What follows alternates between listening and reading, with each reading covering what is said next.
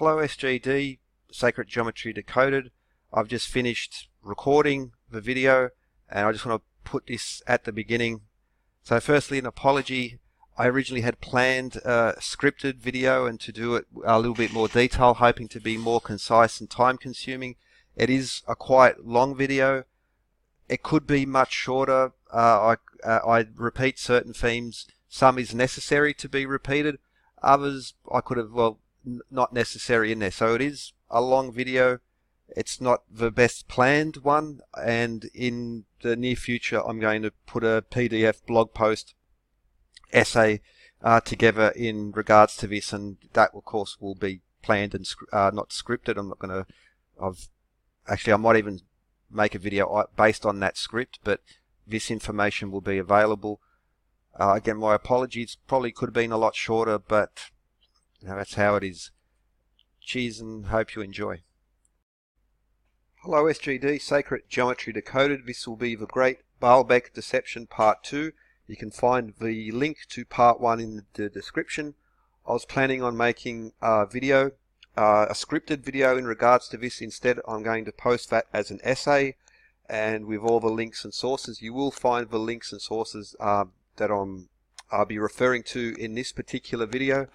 But it's essentially, the deception in regards to Baalbek, and it is a great deception, but it is not in the direction which you might assume. There are a few very prominent, I would say in air quotes, researchers who speak about this, and they're grossly incompetent or outright lying in those claims. And so let's begin, and rather than get into that, let's just look at the facts of it. So here we see the western wall at Baalbek, and we see the three Trilithons. Now this particular line is a crack, but that's one Trilithon. So from there to there, we see from there to where this sort of shadow is, that's the second, and there's the third.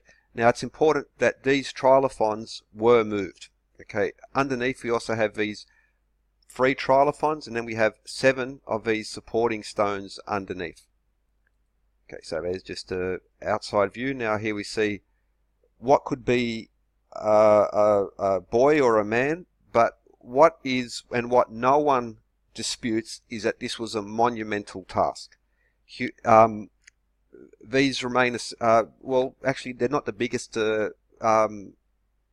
Colossus of Ramses was actually larger, but essentially these three Trilithons underpin a very popular narrative which often relies on loaded words and accusing others of suppressing history, that they are being suppressed and that history is being suppressed, and these types of words. But let's examine that. And firstly, before I get to that, one of the common themes underlying this whole narrative is either the intentional non-discussion in regards to Greek and Roman technology, and when it is brought up, there are definitive claims such as, despite the fact that the Romans didn't have the physical or technological capacity to move these stones.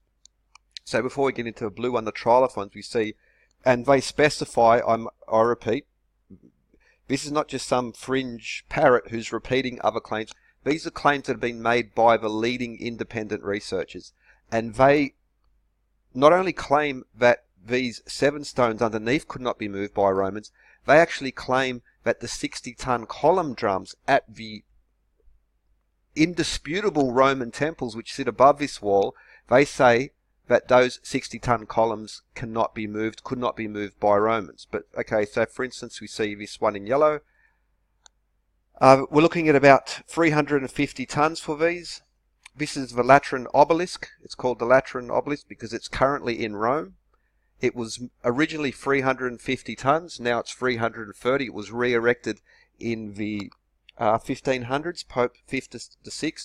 So even the reconstruction, which was based on ancient Roman records of 330 tons, is essentially equal to these 7 stones beneath. What you will never hear from these people is a discussion of the moves of these obelisks. The silence is deafening in regards to that.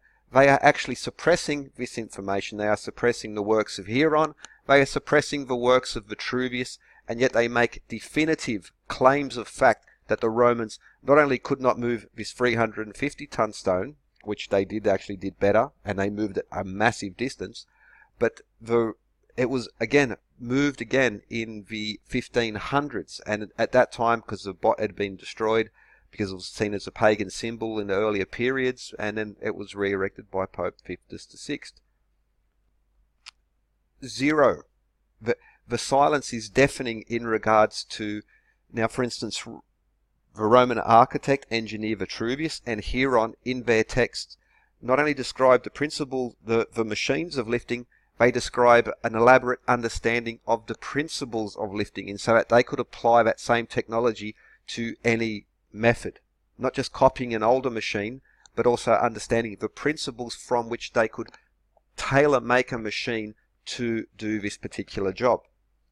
There is a deafening silence. The information is being suppressed. I challenge you to present me with information where one of these major researchers, there are only really a handful of them, often repeated and parroted by others, but I'm not calling those out. I'm calling out the source of the river. Please provide me with one instance where they do talk about Vitruvius, Hieron, and these other Roman engineers in detail, and I will provide you with 100 references to where they say Romans could not do it. Information is being suppressed, but it's not the other way around. Now, for instance, that Lateran obelisk was brought over 1,700 miles. Now, it's not in once it's on a barge across the sea, you don't have to lift it. It's, you just floating will get you there. However, the distance across land was more than 32 times the distance which the Baalbek stones were brought from the quarry. Any serious, honest researcher in regards to ancient technology would be celebrating this, would be repeating this, would be saying, look at this. Let's use these recorded examples where we have the text and we have illustrations. There was carvings made to show the technique of how this was done. I would, without a moment's hesitation, say that anyone who is not celebrating and presenting this is not an honest dealer.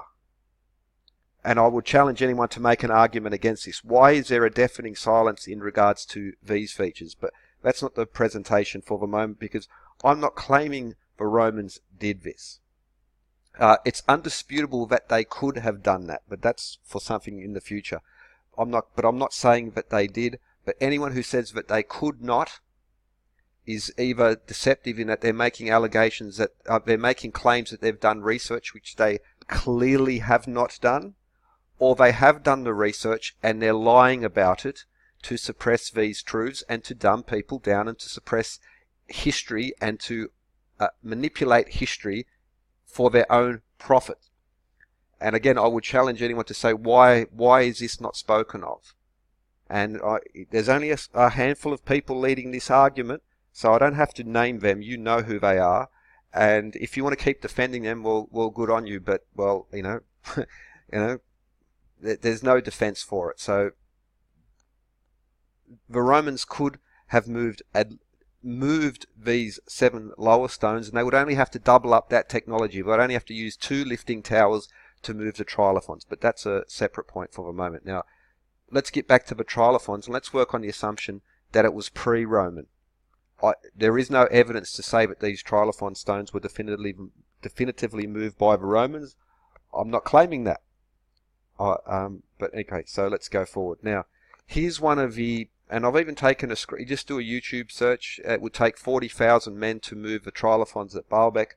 Large YouTube channels, again, who make allegations of I'm being suppressed. The establishment is suppressing information. I'm being oppressed. Help me, help me, help me. Well, you can just do a search of that, and there is no shortage. Like, you will get lots and lots of people claiming this. It's science that is accredited, but it would take 40,000 men to move this. Well, okay. Firstly, this stone was never moved. This stone is still attached to the earth. But let's use that as an example of the caliber of the research of the people who are claiming this. These are published in some cases, but also they they charge people thousands of dollars to go on guided tours of these sites. So it's not just like a random, person on the internets. It's people who are publishing and selling books, but also charging honest people their honest money to go and make these claims. And that I find abhorrent. So this stone, what is this stone? This stone weighs 1,200 tons. So let's just convert that into kilos. That's 1.2 million kilograms. It would take 40,000 men to move this. I have a calculator. 1.2 million divided by 40,000 equals 30 kilograms. Essentially what these researchers are claiming is that a man has only 30 kilograms of force in him. Well, this image speaks louder than what I could say. Now, for the Americans who might not be used to the kilograms, that's 66 pounds. One man has 66 pounds of force to apply. This has ridiculous, has unfounded, has either moronic or fraudulent as you can get. With a calculator, you simply divide 40,000 into that. So whether you're using kilograms, pounds, or whether you're counting with jelly beans, it doesn't matter. This has simply not been fact-checked, or it has been fact-checked and has still been repeated. So either way, gross incompetence or outright lies are the only explanations for this. A small child can produce more than 30 kilograms. So where does this estimate of 40,000 men come from? It comes out of thin air. It is not true in the least. Okay, so the average healthy male should be able to do one pull-up. And not only that, he should have a little bit of energy left over to lift his own weight. That's only using his upper body strength. Putting your back into it, putting your legs into it, the average man can apply many times his own weight. So anyone should be able to lift it to do one pull-up. Okay, well, actually more than those are very, and if someone who's healthy and active and living a rural life or is in the military and training or whatever, should be able to do more than that. That is a minimum standard, which would be effectively 3 times this amount, only using their upper body strength. Okay, this guy is literally, I googled pansy. Okay, I found, now he can lift more than 30 kilos.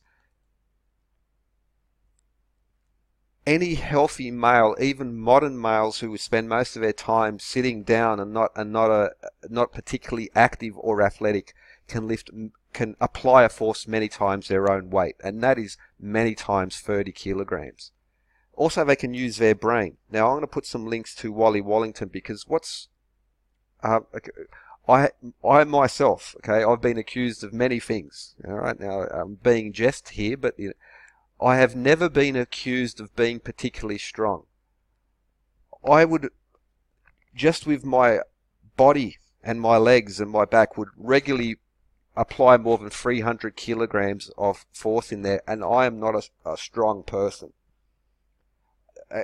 I've done actually more than that where I've shifted, but even 300 kilograms at the minimum would be what I would apply. So at only that level, it would only take 4,000 of me needed to be applied the necessary force to move this, not 40,000. This is a very simple calculation to make. So either the people are,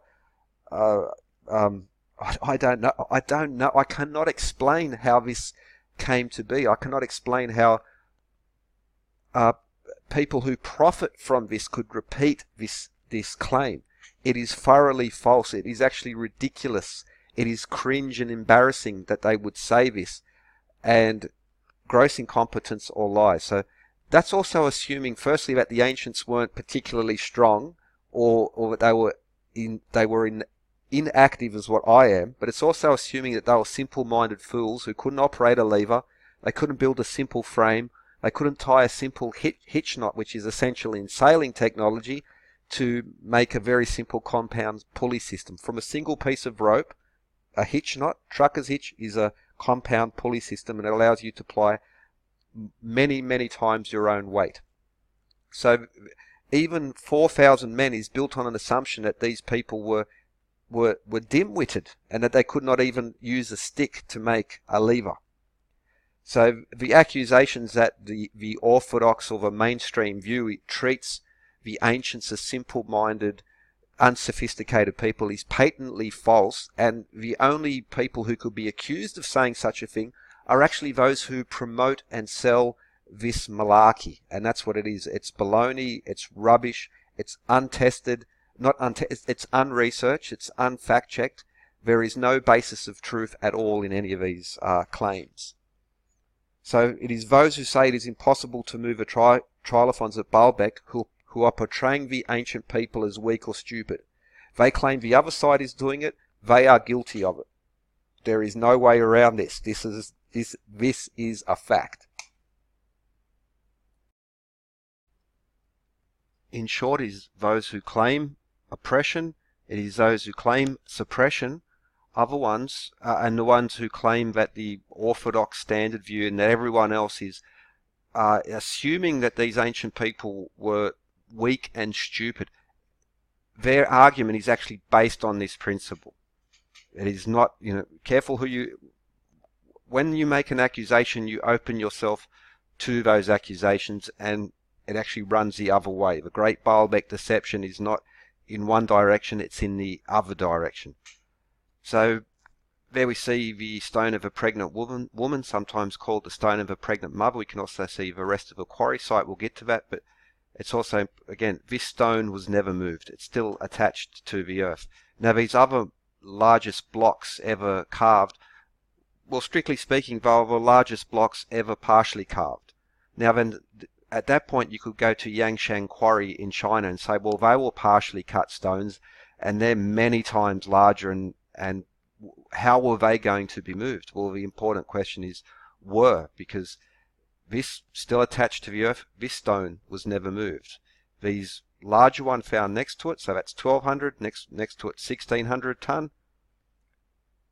This was never moved, it was never completed, it's still attached to the earth. Also this other stone, this was not moved.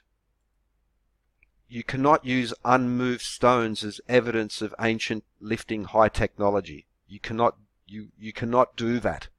It is, it's forbidden, it's illogical, it's just not correct. And it brings up a question of credibility, essentially.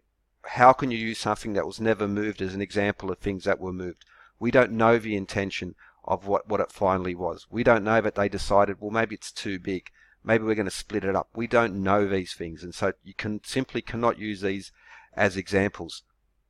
This is their weight if finished. Now, if is the key word, because if is one of the biggest little words in the English language. If I was a billionaire, if I was in charge of things. If means nothing. So that stone, 1,200 tons, if completed and if separated from the earth, but the fact is it was not moved. There we see the western wall, foundation wall at the Baalbek temple. We can see the 1, 2 and the 3rd Trilithons. These stones were clearly moved. They were finished and moved. And that's what we need to focus on. What has been done, not what might have been done, if. So with the dimensions of these stones, 19 meters by 4.2 by 3.6 meters, therefore we can easily work out the cubic, so that's 287.28 cubic meters. Once you understand that, the limestone will vary, so has a density range of 2,160 to 2,560 kilograms per cubic meter. Others will go up, so the density or the gravity, as they sometimes refer to it, of limestone is 2.711 kilograms, 2,711 kilograms per cubic meter. So I'll be using that number, the largest number, which will give it the maximum weight, as the basis. Different densities of limestone will have a different weight per cubic pound per cubic meter. But using again this on the larger size, the Trilithons weigh 781.4 tons, I'm going to round that up because that's assuming that it's exactly 19 meters. I don't know if it was rounded down or rounded up, but I'd be very surprised if it was precisely 19 meters. So I'm rounding things up. So 800 tons. I've seen estimates which go up to 1100 tons. These are, again, inventions. They're not actually based on anything. It's sort of, it leads to a creep. People, oh, well, I can add a little bit, I can add a little bit. Before you know it, someone will say they're 80,000 tons. Why not? Let's just, why not?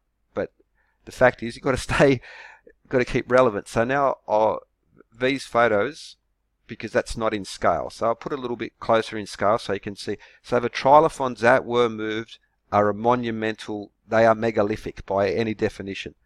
Also with the people in the background, we get a scale of these stones. Now the trilithons are a little bit narrower, as where if you stand at the end of a pregnant mother, it's almost square. So although the stones are basically the same length, the trilithons that were moved are thinner. And so we're looking at 800 tons. Now, here's another one of these claims made by professional, dedicated researchers who go on tour guides, take people on expensive tours, sell books, and etc. I don't want to sound like I'm harassing the people who repeat it, because I used to, on good faith, I would listen to these people and think, well, it sounds like he knows what he's talking about. And until I started fact-checking what they were saying, I realized that, they are either grossly incompetent or outright lying in regards to these things. And the fact is, they have no excuse these days, because on their own forums and etc., this information has been presented to them. There is no way that they could not know it. There is no excuse why they should not know it, and that they keep doubling down and repeating it, not only 2 years ago, but also in very recent uploads. I mean, in the last days and last weeks, the same people have repeated these same things. I've done videos on this in the past, a couple of years ago, and now I'm doing it again because they're still doing it. They're still telling lies. They're still telling untruths. They're still promoting misinformation. So whether it's an intentional lie or whether it's unintentional misinformation via gross negligence in their research and fact-checking, it doesn't really matter. It's still untrue. So how did they arrive at this, that it's impossible to move these stones because wooden rollers would be crushed by the weight? What is this based on? So firstly, on the Lebanese flag. Now, Baalbek is in Lebanon. On the Lebanese flag, the famous Lebanese cedar, which is famous in antiquity. For instance, even in the Bible, they talk about the pillars of cedar from Lebanon. There's even an organization, Masonic, called the Cedars of Lebanon. Romans, Greeks, Persians, Mesopotamians, Egyptians all craved this timber. This is about as old as important as timbers are. This is about as old as it gets. If the people of Baalbek, if I were sourcing local material, like this is literally the wood which is growing in the region. So this is what they would have been using. This is what's handy to them. You can go onto any technical database. So still now, if you're building a home or whatever you're doing, you need, in modern engineering, for insurance reasons, for safety reasons, just to be a good person, you want to know how much a timber can support if you're building a post or a pillar or using it to support something. It's not just about the monetary risk that you're putting or the risk to your reputation and your career. Lives depend on this information. And so I'm just bringing up one site here, and there are many, many others. Any timber merchant, dealer, engineering shop would have this information in-house or would know exactly where to find this information. So we can get, for instance, the size of a tree, but also we get the modulus of rupture, the elastic modulus, and the crushing strength. How strong is this wood? It's an important thing to know. You can't, if you're building a veranda where there are going to be 100 people standing on top of it, you can't just guess. You can't just put balsa wood there and think, well, hopefully it's going to support. You need to know. This is very important data where insurance companies and just responsible people who don't want to cause the deaths of others would refer to this information. Any researcher worth his salt who makes a claim such as wooden rollers and then promotes it and sells it to people and takes people on guided tours should be expected at a minimum to be familiar with this information to know how to find it. Maybe not by memory, but they would have done this. They would have done their due diligence in their searching and their research before they present such claims. So Lebanese red cedar on the Lebanese flag. Now the modulus of rupture, so there's modulus, elastic modulus, crushing strength. You can pause to read because there are different ways to calculate strength. Now the strength of a tree is not in the way its trunk supports the weight above it. It's in the way that the tree flexes and takes the strains of the wind and distributes that weight, or how a branch can support, for instance, when snow falls on a branch, adds massive weights to it as well. That is where the strength of the timber lies. But I'll just be, for instance, we'll just be using the crushing strength, which is basically if you get a tree trunk, cut it across ways, put it into a testing machine where they add pressure and test it until it crushes, and a destructive test. That's along parallel to the grain, so running from the top of the tree down the bottom. The crushing strength is 6,090 pounds per square inch. That translates to 2.7 tons per square inch of timber. That's what Lebanese red cedar can support. Also, we see that the trunk varies from 1.5 to 2.1 meters. That would depend on the soil, the location, etc. But 1.5 meters trunk diameter at its basis. So back to the stone of a pregnant mother. There we see a Lebanese red cedar. Now to begin with, okay, so again, there's the trunk, okay, and I'm just photoshopping that image on there. One tree trunk. I've actually probably made it too fat, that tree trunk. So the tree trunk would probably be thinner than that, but it's a close approximate. That's how much it would take to support the weight of the 1,200 ton stone of a pregnant mother, which is still attached to the earth and never moved. And the trilithons that were moved are only 66% of that weight. So firstly, no, trees can support that weight. Now, of course, that's the crushing strength running along the grain. Rollers are trunks that are laid flat, so that the stress would be not running along the grain, it will be running across the grain. But of course, we don't have one tree trunk, we have many rollers. Now, I will, again, as I mentioned at the start, I'm going to post this as an essay form and much more accurate, because I think, and when that's released, I'll beg you to copy it, share it, and put it around, because this is amazing how incorrect, how wrong, and I would say intentionally deceptive many of these arguments are in regards to this, especially again because they complain of suppression, of all sorts of things they're willing to accuse other people of. But they have a little bit of they go silent when these information's presented to them, and also a little bit of a thin skin as well. But so neither the modulus of rupture nor the crushing strength would be definitive to explain the breaking point of rollers. But we can use other examples to show, and for instance, a shipping pallet, CHEP here in Australia. A pallet has a SWL, or a safe working load, of 1.5 tons. Now, a safe working load is a safe working load, not a maximum working load. For instance, when I was working in lifting and rigging, we would test equipment. And so a shackle would come in and we would put it in under destructive test, basically stretch it until it broke. And if a 1 ton shackle was to be rated at 1 ton, it had to survive between 4 or 5 times that pressure. So a 1 ton shackle got stretched, and only under 5 tons of pressure was it allowed to break. If it broke underneath that, it could not be passed as a safe working load. So when you see SWL on a crane or a piece of rope or any lifting equipment, depending on what country you're living in and exactly what type of piece of equipment, but it's usually at least 4. So a 1 ton rope has been tested to 4 tons before it snaps. Now, stick to your safe working load, because there are other factors that come into this. Even if you have 1 ton tied to a 1 ton rope, if that swings, or there's if the rope slips a little bit and causes like just a little bit of movement, that multiplies the forces and will cause a rope to break. Don't ever use a piece of equipment under the safe working load. However, That's modern standards. This pallet of 1.5 tons, all that rests on a couple of small pieces of timber, about 6 centimeters wide and about 1.2 meters long.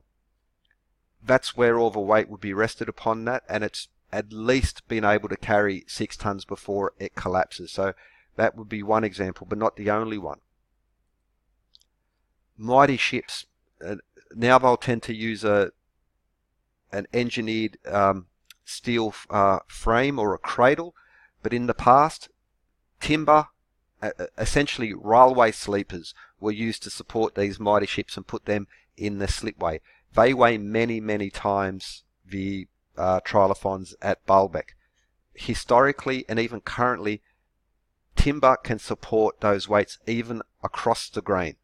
This is simply a real-world fact. Now I'd also bring up, for instance, nautical class, maritime examinations guide. Precautions when loading heavy lifts on ships. So whether you've seen these big cranes lifting oil rigs, lifting other ships, lifting massive pieces of engineering, depending on the shape of the particular object. So if you have a nice flat metal part at the bottom where they can lay it nicely on the deck, won't be necessary. However, for instance 13, I'll link this, ensure the deck area where the weight is to be landed when loading is clear of obstructions and the deck plate is laid with timber barriers or heavy dunnage to spread the weight of the load. The ship's plans should be consulted to ensure that the limitations of a density plan and the deck load capacity have not exceeded. But basically, when they put in, whether they on these big lifts, what they're lifting, they'll essentially lay down railway sleepers so that these massive weights, which are hundreds and hundreds, over 1,000 ton, at least as heavy or heavier than the Trilithons at Baalbek, the places where the load touches. Now, you never have a nice big flat load where it's equally distributed. There might be 4 corners where the weight is going to be placed, and there are plenty of even like those mighty ship documentaries, and this is simply like really should be common knowledge for someone who's going to be discussing these issues and making certain claims, that placing railway sleepers and that the weight across the grain can support that weight, which brings us back to the proposition of would rollers secure those. Now, there are other sites which are not specific. I will link them in when I release and post an essay in regards to this topic. But could rollers, which are flat, laid across, support that weight?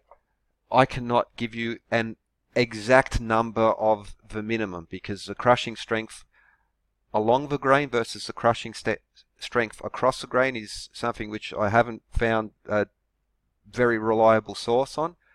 But even, for instance, and this is very, very, very safety factor minded, that at a 10-to-1 ratio in regards to the crushing of along the grain versus across the grain, but having 10 rollers distributed along that weight would almost definitely having, and given the size of it, having just say 15 rollers along that weight, which would still leave quite large gaps in between, would absolutely support the weight. And it's not, and I wish I had a very clear destructive test to show you, but the fact is, in real world examples, the strength of timber is evident and clear and well used, so that a rather insignificant load of 1,200 tons, which is the pregnant mother, which was never moved. It's so even less the 800-ton Trilithons. To claim that wooden rollers would collapse under the weight, especially the lovely qualities of the local timber in Lebanon, is just unforgivably. It's untrue. There's no way around it. And then for others who would say that you need steel rollers to move 80 tons, which is again something which I've heard alleged experts, tall guy, like people who claim to be not only experts but claim to be hereditary secret keepers of ancient knowledge, say that 80 tons would collapse under rollers. That needs a special word. It doesn't even qualify as wrong. It's not even wrong. It's so incorrect. It needs a special classification, all of its own. And anyone who, not someone who's watching something takes it on good faith that these people have done their work, but those who promote and publish certain things to make and promote such claims is, you have no credibility. It's unforgivable. It really is. Now, of course, having realized your mistake, if you come back and say, look, this was wrong, this was really, really wrong, I should have checked, or whatever, I made a mistake, that's awesome. We learn by our mistakes, and admitting to them is essentially the essence of being an adult. For those who do not correct this, for those who double down and repeat it again, you are frauds. And that's a very carefully chosen word. I call you a fraud. I call you a liar. There is no other way around it. If you know it's to be, if you claim to have done the research, and clearly you have not done the research, you're not honest. If you make a claim, that implies you know what you're talking about, that you've done the homework. That is dishonest. If you know that what you're saying is untrue and repeat it again, that's a fraud. That's a liar. That's like the reaching the peaks of scumbaggery, and to then sell it to other people is a hideous act. It's immoral act, and then to charge people for tours, etc. That's very, very close to criminal behaviour. So no serious argument can be made that wooden rollers, especially Lebanese cedar, could not support this weight. That cannot be done. I wish I had a definitive, clear number of exactly how many you would need.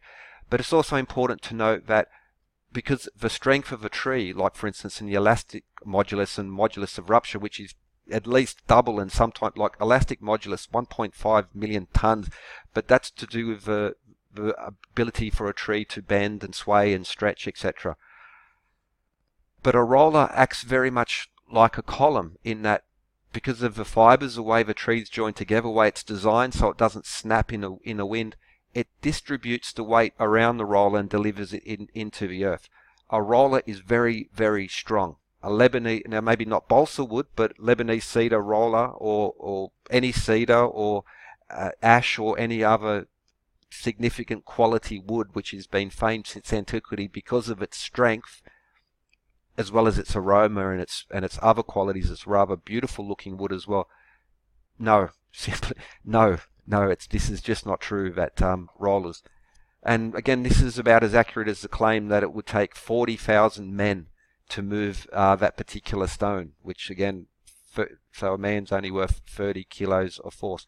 This is just about as accurate as the claim that you could not even do it with modern technology, which is again unfounded or an outright lie, but it's just untrue. Whether it's intentional or whether it's just laziness to sell a narrative, whatever, it doesn't matter. It's untrue, and it needs to be challenged and called out for what it is, and that is bunkum, untruth. Not subjective untruth, but a demonstrable, measurable untruth. So there is a pattern to these claims, whether it's claims of what modern technology could do, and claims of how many men it would take, or that rollers would not collapse. But let's go a little bit further. So another one of the persistent claims is that these stones were moved uphill. Now I would again ask you to, you know who I'm talking about, but when they say these things, they don't just say it was moved uphill, they say it was moved uphill, and their whole tone and their voice changes, their shoulders, and they emphasize this point and project this image that there's like they're scaling Mount Everest or something like that, that this is this incredible uphill. Well, this is about as valid as the 40,000 men or the rollers. This is another view of that same stone. We're just looking at a different part of it. Now, what you can see is the rest of the quarry. these stones are at the absolute low point of the quarry. There are, you can see here where the other stones have been quarried, assuming reasonably they would have been quarried first, and since the foundations get laid first, you would assume that that's where the stone would be sourced from, not somewhere else, but that's no evidence to say either way. These higher parts of the quarry are very rarely shown, very rarely mentioned, and I've never ever heard once these proponents of this particular theory discuss the actual elevation of this upper part of the quarry. They'll repeat the uphill, the uphill, the uphill. They'll repeat this ad infinitum, but maybe because I've watched a lot of their stuff, I've read their books. I've read one particular man's books, who is basically the leader in this particular argument. And no, I've scoured it. It's just not mentioned in there. So that's the stone partly, okay, but there we see it, just a different angle. You can even see the hill going up. That's the quarry up there. This is the very lowest part of the quarry. Here's an illustration of what the Roman complex looked like. I could go into, there's claims that this was not right, like that's just, I won't go into that for now, but it is like unconscionable. But anyway, the temple of Jupiter, the temple of Bacchus. There we see the temple of Bacchus in the background, so that's how close it is.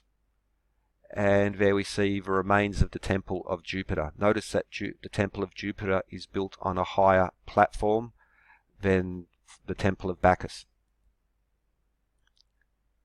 There we can see, so just like that, we can see the platform where it's built on.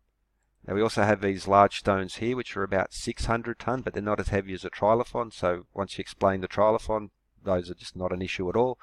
Anyway, the temple of Jupiter sits on a platform that sits above the trilithons. So what you see there is partially obscured. Then we have this platform upon which it sits. And so the trilithons would be, roughly here, and then that's the ground level. Behind there is the ground level, and so then that platform sits above. So that distance from there to there, you can see the scale of the people, how big it is. That's how much higher the temple columns, temple of Bacchus sits. So the trilithons would be roughly where that yellow line is. So trilithons, and actually I'll probably put it a little bit higher than what it should be, but it's good enough. So what we see there is that yellow line. That's where the trilithons would be. However, photography like this can be deceptive. Now, I would just say the photo itself shows that this is, like, if it is uphill, if this was any other photo, if you hadn't been pre-programmed to think uphill, you would say that's level or very close to it. It's, you certainly wouldn't like say, oh, it's uphill with capital letters and a grunt and increase your thing. So there is another way to be very accurate in regards to this. Photos like this can be deceptive. For instance, this person standing at a higher angle looking down on the stone. And so, but we can be very, very accurate with this. So, okay, first let's go to Google Earth. Now, I need to move this window down. Actually, can I reduce it? So what I need to do is get Google Earth in full view. Okay, so down here we see elevation. Now there are topographical maps as well which share this exact same information, but there we can see the elevation. And now we can zoom in on the Baalbek temple site. So there's the temple itself, a larger complex. There's the temple of Bacchus. There are the columns of the temple of Jupiter, and the trilithons are running along this wall here. So we can get an elevation 1144 meters, so that's above sea level, 1144. We can move across 1146, so along the temple there. But we got to now find the quarry. Now the quarry itself is, there we go. There we can see one of those larger stones there. So there's the quarry site, there's the temple site. With simple measure, you can wait for the ruler to come up. So from there to there in a straight line is half a mile. It's depending on, now there's another 0.6 miles or about 0.8 of a kilometre, about 800 metres. It's very, very close to the temple site itself. But if you look at the elevation, for instance, there, that's 1139 metres. Again, there's the elevation, so 1139. And then we go there, 1144. You can look at the topographical maps as well. So, yes. So, there we see Google Earth. Now again, we can get the elevation in there. This is the very lowest point of a quarry. So for instance, you just scan around there, you'll see it'll be from 1132, 1131 meters at the low point, up to about 1139 where these stones are. Of course, the upper part of the quarry is up here at around 1150, 1151, 1145 meters. So 1,100 and let's just call it 45. And then we have the lower part of the quarry, which is approximately 12 meters, probably around 40 feet beneath that. So there's the quarry region. Again, this is not in dispute. But also notice we have this road running next to it. So in a straight line, so there's the temple complex itself. In a straight line, from there is just over half a mile. And so we start at the temple complex, 11, again down here, 1144 meters. And there is a valley floor. So this is a high point, and then in the middle it goes down lower. However, the only technology you would need is to make a very simple road, some very simple earthworks to create a road. So this is a hill, and for instance this hill, which is above the quarry, is much higher than the temple site. So you could either build an earthen ramp going directly across, or even much simpler, although it's longer, would be much easier, just to follow essentially where this current road leads, follow the natural contours and come around to the temple site itself and deliver it. Grading a road is not advanced technology. Ancient peoples were making roads, and to make a relatively level road is not. There are multiple ways to do it. For instance, well, countless ways. You know, it's you could almost eyeball it, but just by following the natural contours, just by making a ball and just watching where it rolls, you could make a level road and grade that road if it didn't already exist in the past, if it wasn't already in existence, where you just had to update the road, maybe add or remove a little bit of dirt to get that. So from the quarry site, you just got to follow the path around, follow the natural contours. You don't have to cross the valley floor. And the added distance would much more than make up for the labour it would be to build a ramp across. Which brings us back, so were the stones moved uphill? So there, I don't know why my Google Earth recently is all low res. Why is that? But anyway, we've got these snapshots there, so we can see the temple site. There's the columns of the temple of Jupiter, there's the temple of Bacchus, and this is where the Trilithons are. Was it moved uphill? Very easy to fact check. Now, of course, maybe Google is in cahoots with this to suppress the truth, and they've changed the topography, and the earliest topography maps, like even beginning in the 1940s and 50s, they were all in cahoots to suppress this information. And well, okay, but so I've marked out, again, you can check.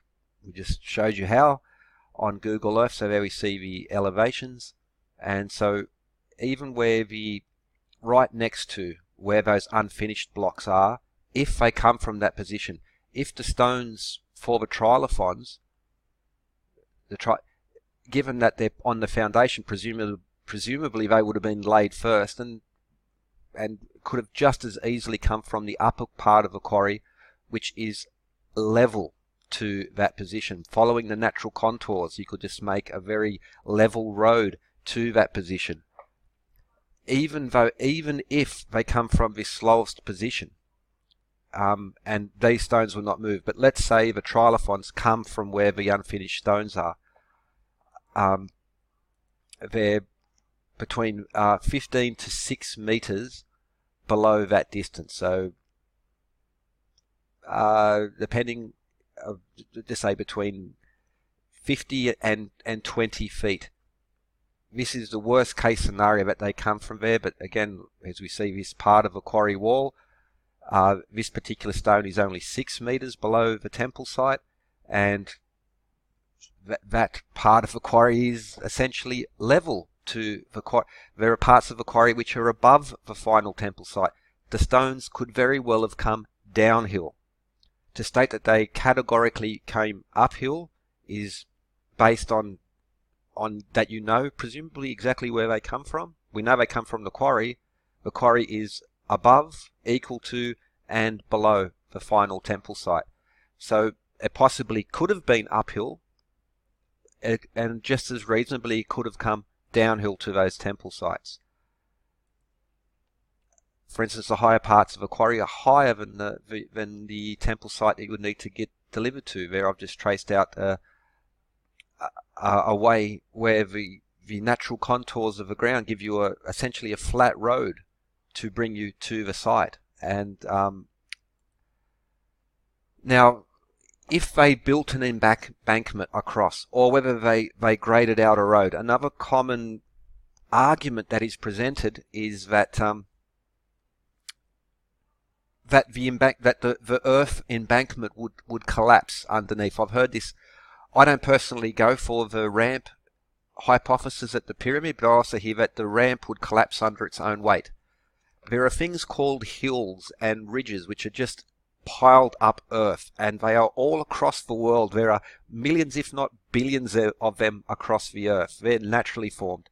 There are also certainly thousands and thousands of man-made embankments all across the earth that do not collapse under their own weight. They do not collapse under heavy freight trains. There are large churches and towns built on top of hills. The hills do not collapse. Only under massive amounts of rain will there be a landslide, or earthquakes. But all things being normal, artificial embankments, natural embankments such as hills and ridges that are just piled up earth, do not collapse under their own weight, and they certainly don't collapse with trains and traffic and entire towns and large churches which are much more heavier than 800 tons built on top of them. There is no shortage of examples of this around the world, and I find it remarkable that the claim is made that these embankments would collapse under 800 tons. It's remarkable. It's cringe, to be honest. Glacial erratics, so these giant boulders that were deposited in the past with by glaciers, big massive bits of stone that were moved massive distances when the glacier melted. They were dropped on the soil, and they're just sitting there on the earth. Compacted earth, or just good old-fashioned dirt, can support massive amounts of weight, far more than a mere 800 tons in regards to the trilithon. In the scale of any real world example, 800 tons is not very much at all. And these claims are not no serious researcher, I'll read that, no serious researcher could seriously claim such a thing unless by pure invention. There are no sources for this, and there are countless proofs that it is not the case. Embankments do not collapse under that weight. That's just a fact. And those who promote it are either making it up, making it up because there are no sources for this, So it's just an invention, it's untruth, or it's a deliberate lie. And there is no way around this. I'm sorry, these two possibilities cannot be escaped. Gross incompetence to spread untruths based on research that was not done, so it was an invention for whatever reason, still an invention, or whether it's a deliberate lie and they know the truth, in which case it's also an invention. There's no other way around that. It's remarkable. Now, in regards to this is based on the assumption that the Trilithons come from the lowest part of the quarry. And we're just, so whether it's, now we're going to go a straight, so let's assume an embankment was built across. If you followed the natural contours, the road would be longer than 1.1 kilometers, and therefore the uphill angle would be even less. So this is essentially the shortest path based on an embankment hypothesis. That uphill angle would be 0.77 degrees. Now, because I cannot distinct between where the ground level is here and where the Trilithons are, so we see the height of, essentially the height of this man, we can get a gauge of where so if the ground level at its lowest would be 0.77 degrees uphill, up to a maximum of 1.2 degrees uphill. This yellow line, this triangle, this uphill which I've drawn is above 1.2 degrees. I just so that it's visible. Essentially, if I was to draw it accurately, it would look like a straight line. You wouldn't be able to tell it apart from flat to uphill. So it could be said, technically, this is uphill. Yes, this grade is exaggerated. Now, technically, if the stones were sourced from the lowest part of a quarry, it would be uphill. If I was sourced from another part of a quarry, it would be downhill. But based on that, technically, yes, it's uphill.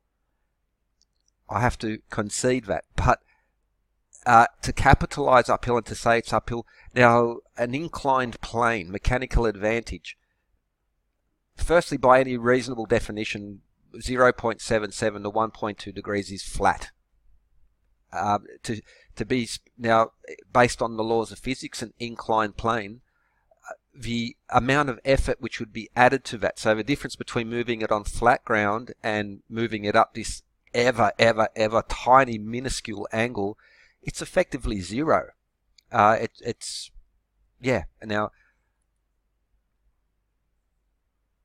using that same standard, okay, where it's technically uphill, well, then I could say the salt flats are not actually flat.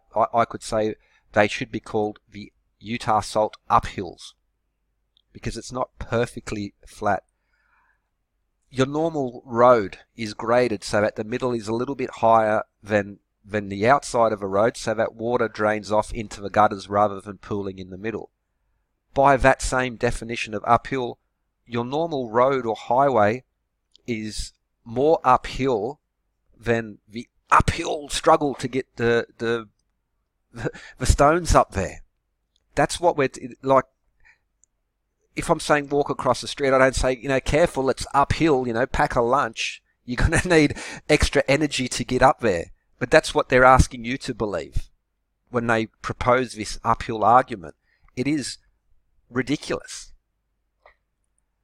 The average suburban soccer field is not graded to aerospace industry standards. Your normal soccer field, which will also be designed to have a bit of a runoff, so the middle will be a little bit higher than the outside, they too are technically uphill at equal to or higher than what the Baalbek uphill. If you call it a soccer field or a road uphill, you need to go see a ears, nose and throat guy to have your equilibrium checked, because it's so way out there of a claim to make that it beggars belief. It really is beyond, no reasonable person could use this argument, even being highly technical. Then I could apply, inclined plane. This is an easy equation to make from high school physics. it's effectively zero. It is so small as to be not barely worth mentioning. Okay. So now let's take a short detour to the Great Pyramid, and there on the is it the northern? And that's the southern face of the Great Pyramid. You might have noticed this structure there. Now that's where what they call the Khufu ship is stored. This is one of the boats found in these boat pits. Only one of many that have been found. It's more ceremonial because a lot of the working pieces you would need to make this boat work are not connected with it. However, studies of it have shown that it's sea going. You could use this boat. You would only need a little bit of rigging and some rope, and bang, your ship's going. It is mostly made of Lebanese cedar. Across Old Kingdom Egypt, amongst the oldest finds is Lebanese cedar. This wood was traded widely. For instance, the legend in regards to Osiris and Set and Isis, when his body was cut up by Set, he put it in a coffin and floated it down the Nile River.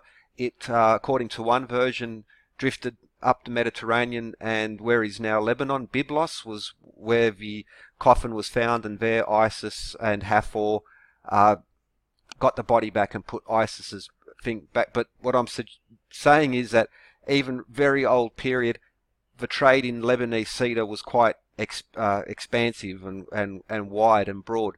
But so too was the growing locally, whether it was like an indigenous plant or whether it was introduced but widespread. Across Egypt, in ancient finds, we find this rope made of hemp fibre.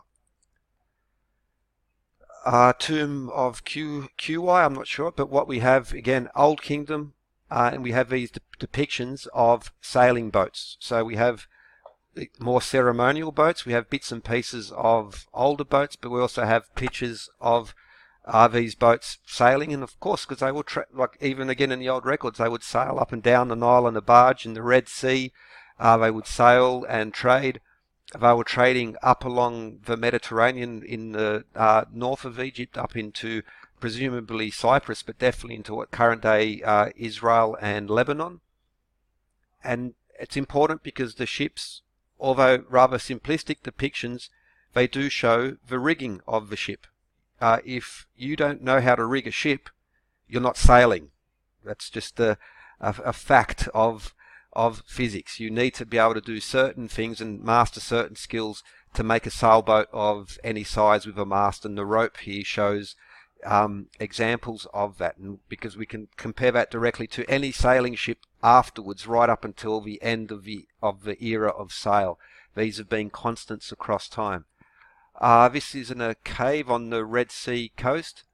Lots and lots of rope. The Egyptians were making rope. We see these old depictions of them making rope. And Neanderthals were making rope. Rope is one of the most important. I was reading a related article, and people don't pay attention to string and rope, but once you do, you'll notice that it is everywhere.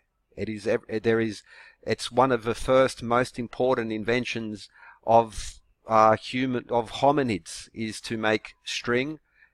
From there we can make textiles and tools and all sorts of other things. So in regards to inventions, one of the most basic inventions to make other inventions in ancient times was rope. These are other examples of Egyptian hemp rope, very thin rope to make. But the rope can't support the weight. A rope is just fibers twisted around into twine, and then you twist and braid the twine into thin rope, and then you braid the rope into larger rope, and then you braid that rope into larger rope. They're really, like, theoretically speaking, there is no limit to the amount of weight you can support with a rope. Ropes are much better than chains, even modern chains for many examples, because you might have heard the expression, the chain is only as strong as its weakest link.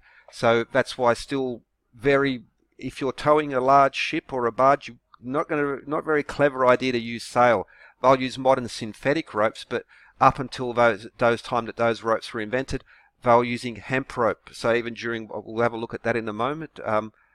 But Now here's Egyptian, these are Egyptian knot tying technology. This is another, we have a species with amnesia. Yeah, well, we are. We've forgotten what was being done only 100 years ago. And what people were doing 100 years ago was before, even to say 200 years, so before the steam engine. But even then, during the age of steam, they were still using hemp rope.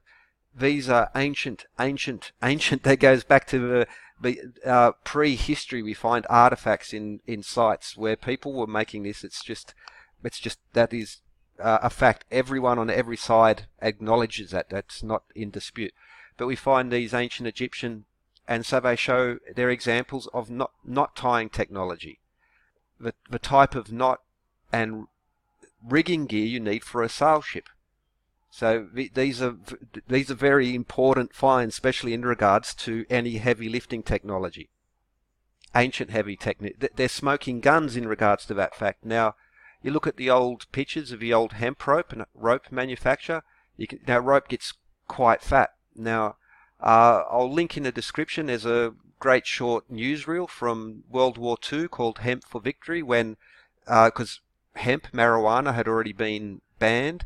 And so the hemp rope that they needed for sailing and for making cordage, even for parachutes during World War II, was imported from Manila and from the Philippines and India primarily because of the war in the Pacific. Those supply routes were shut off. And so there was a massive effort encouraging farmers to grow hemp for the cordage, for the fibre to make ropes. All branches of the military needed it, but especially the Navy. Now I forget the name of this. This is one example. This aircraft carrier is a massive, very, very heavy ship. It was badly damaged in the battle, and then they towed the ship. Now, lots and lots of ships have been towed in the past, ship's code, and they would use rope, or technically they would call it cable, such as this, to tow a ship.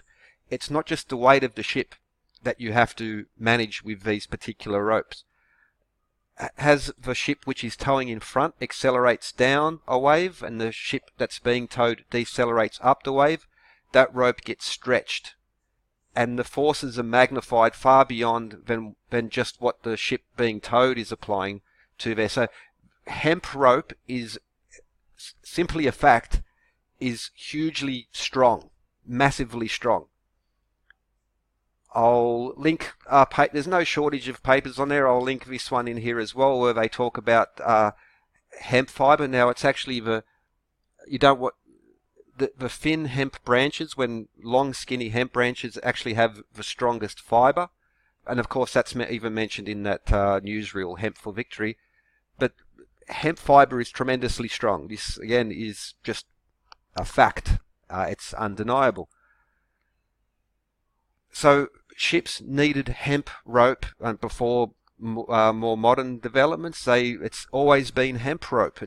That's just a fact. Now, the rigging on a ship that you see here is not just for the sails. The basic rigging of your ship is for many reasons, and it's not just to keep the mast stable.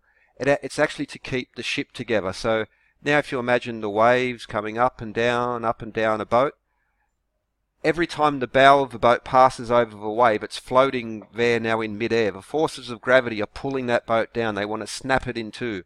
When the back of the boat is exposed by the swell moving past, it is now being pulled down by gravity. It wants to snap. This rigging is to hold the ship together, to keep it supported. That's one of the reasons for this particular type of rigging. These forces are absolutely massive, and it's done with, well, cable and hemp rope. It's just a fact. Now, amongst rigging techniques, now I'll show you a better picture, but this is the main. If you see a ship, you can focus on this part.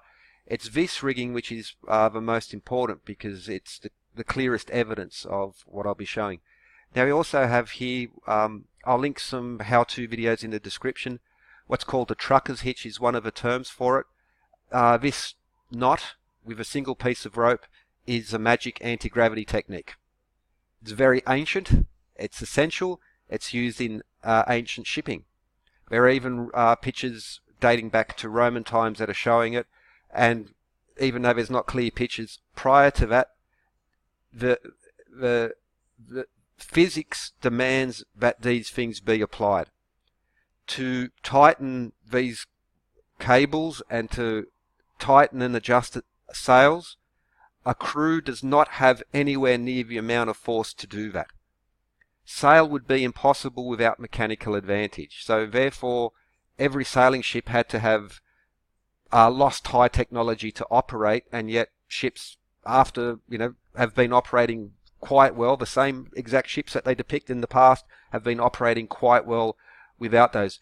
There is, I just showed you some of the evidence in regards to the ropes and the knots and the rigging, even from Old Kingdom, ancient Egypt.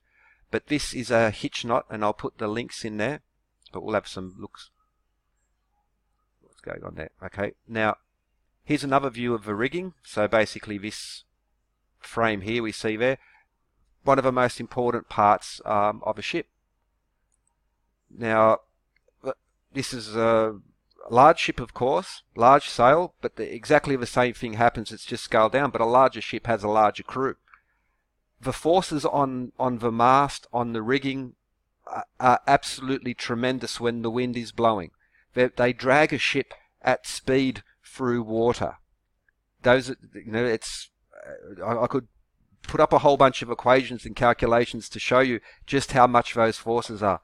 But if you can operate a sail ship and the rigging, you have all the principles of mechanical advantage that you need to make heavy lifts. And we can see further examples of this. So this is a capstan. Now a capstan it's a nautical term for a winch with levers.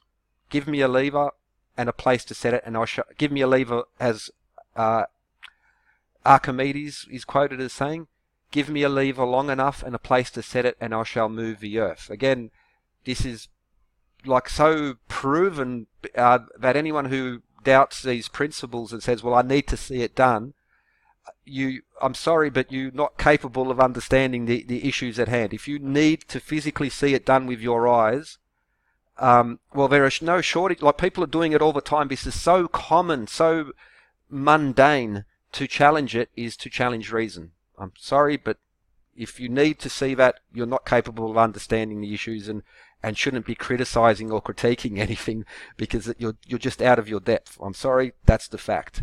I'm not being rude, I'm just being brutally honest with you. If that's what you need, well, no one can help you, I'm afraid. Sorry, it's not my problem. So on the side we see these rigging. Now, this isn't done to make it look pretty. This is on all ships. It's called a block. It's a very simple principle. It's essentially the same thing as the trucker's hitch. One piece of rope that keeps being looped around. This gives you a mechanical advantage. This is a magical anti-gravity technique, the same that was employed by Ed Leeds Scallion at the Coral Castle, for instance. Now, there are different ways to set up a pulley. If you're doing it on a hoist chain, you could do it like this. If you're doing it from a single point, you could do it like this. But basically, every time you loop the rope back around, you have to pull the rope twice as much in distance, but you only have to put in half as much as force. So what would that do? That would count as that would be a twofold pulley. So let's say that this weight is 100 kilos, or pounds, pounds or kilos, doesn't matter. I would only have to put in half of that and then half of that again to get that force out. I only need 25 pounds or 25 kilos of force to lift 100 pounds or 100 kilos respectively. This is beyond doubt. This is well known, ancient. It's essential in sailing. That's why they use blocks like this. They couldn't do it without this type of technology. The famous thunderstone move. Now, I know there will be argument. Okay, whatever you want to say, the thunderstone which is moved to Russia is currently 600 tons. If you want to dispute and go back, well, originally wasn't 2,000 tons, or this is just a painting. The thunderstone which is currently in St. Petersburg is 600 tons. It was moved with capstans, winches and levers, and with blocks. It can be done. It has been done. It's still being done now. You can literally test it if you are in doubt, and if you say, well, I need to see it done, well, see it done. Go and do it. It's not hard to test this principle. There is no magic cut-off point where suddenly a pulley stops working at so many kilos. That's just ridiculous. No, it's so no, no. These are all proven principles beyond question. Of course, the thunderstone was excavated from a marsh, had to be moved across a marsh. It took time because they had to wait for the ground to freeze, but they still got over 100 meters per day. But again, whether you dispute the original weight of over 2,000 tons, which would be 2.5 times the Trilithon, the fact is that the stone, which is now in St. Peter's, is, well, it's actually over 600 tons. So very, very comparable to the Trilithon. And I don't know of any person who disputes that the thunderstone wasn't moved. Probably, I'm sure there's someone out there, but, you know, again, that's just in La La Land. So these things are possible with primitive ancient techniques based on sailing techniques. If you can sail, you can move, you understand mechanical advantage, therefore you can move big stones. It's exactly the same principle, just applied in different ways. Ancient Roman depiction celebrating they moved a massive obelisk. I think this was the Lateran obelisk, one of the two larger obelisks in Rome. So it was either the one that was 350 or the 450 ton. Again, megalithic by any comparison, at least comparable to at least half the weight of the Trilithons. But they also show and depict, because this ancient lifting technology, we see a block and tackle, just the ropes looped around one another. And instead of a winch, we have a walking wheel, like a mouse wheel, where again you apply a leverage because you're walking on the outside of a wheel, you turn a winch, and you can move massive weights. Again, this is the Greeks and Romans, especially the Romans, left us detailed texts on this. Hieron wrote a book, the title was Mechanica, or How to Lift Heavy and How to Lift and Move Heavy Stones. Vitruvius in Book 10, he details various machines used by them, and he describes, again, not just, he describes a polyspastus, but he describes the principles underlying a block and tackle. So not just like repeating how to make a machine he saw, but also showing that they understood the principles behind them, which means you can apply that on a larger scale or in different applications. This is, I don't know, there's almost a pathology in regards to, because of a Roman text, to suppress them. I would say, you know, help on being suppressed. But the silence in regards to these technologies, ancient technologies, is on people whose whole channels and careers is built on ancient lifting technologies, essentially. It's, again, astounding that they don't speak to these. And the only time you will hear them talk about Romans or Greeks is to say, well, they could not do this and they could not do that. When, well, they actually could. They did, and they told us exactly how they did it. So I don't know how they could not speak about these things unless they're making claims about Roman technology based on because they made it up. Because if they'd researched it at all, even just the basic entry 101 Roman engineering stuff, they would find otherwise. Or they do know these things and are silent about them for years and years and years because they don't want people to know, because it undermines their essential claims. Either way, ancient known technologies, now the Romans wrote about them, but we know it existed because it's essential for sailing ships. And so we have ancient sailing boats, ancient trade artifacts. No one disputes that people were sailing in the past. They might argue how far they went, but in regards to it's impossible to move Baalbek, well, that group of people, those people, one of the essential claims that they make is that people were sailing and trading across the globe.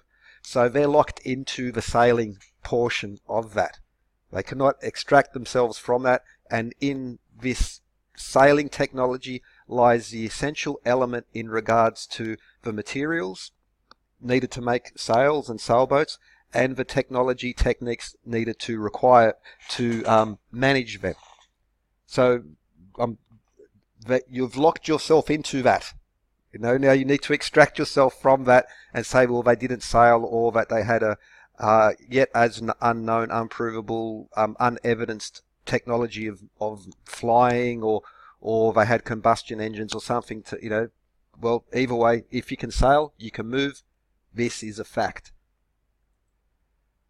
So ancient, so this is a block and tackle, got two pulleys on there. You attach one on the other side. You have an ancient anti-gravity device. We see even depicted on ancient Roman ships where it's just it's a necessity to operate a sailing ship, and there's just some pictures of various tackles. Now, you do not need steel or copper to make a block or tackle. You don't even need a wooden block to make a block or tackle. You can actually make it with a single piece of rope.